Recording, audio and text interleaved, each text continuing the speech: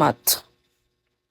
Kapag kasi, if magpapabagsak pa ako ng 3K, ang makukuha ko lang dyan, 1,500. Kung may isang tao na magbibigay sa akin ng 3,000 na bagsak, 1,500 lang yun sa akin. So, much better, no? Pabigay na lang kayo sa Gcash ko, no?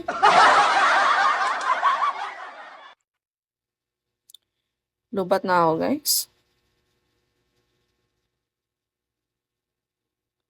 I'm gonna end na. Lubat na ako.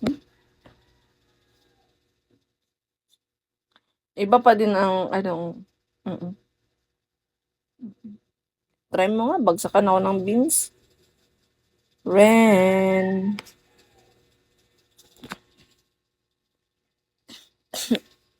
Pero, kung tutuusin mo babalo, it's better to Gcash. Yeah. Wala kang kate. Buong makukuha. Sarap sana mag-Gcash, no?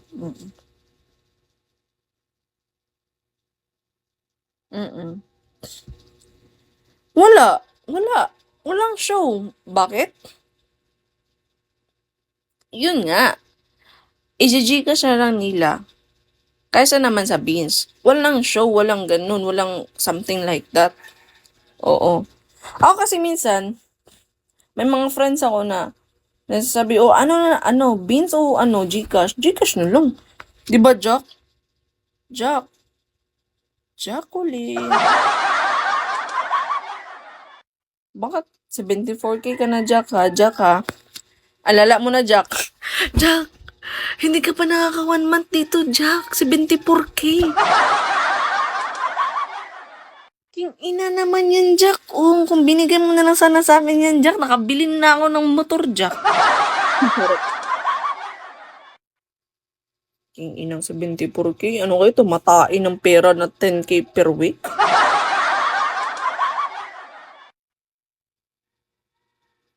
Ay, na pa ako naka-live. Magre-rest na din talaga ako eh. Gutom na ako. Pagod na ako. Ewan. Sipin nyo, gising ko lang kanina. Live, automatic live. No? Ganyan ang buhay. I'm gonna end na, guys. Masakit na ulo ko. Mamaya na lang.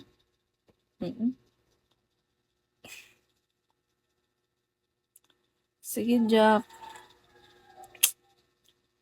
Sus na, taon Jack, no? Mamimigay ka ng sus na lang. Sarap ng 60K. Isa din to si Nyaleb yun. Nagpapayaman lang. 1.2 million. Sige, bye na. Nanggigigil ako sa pera ninyo.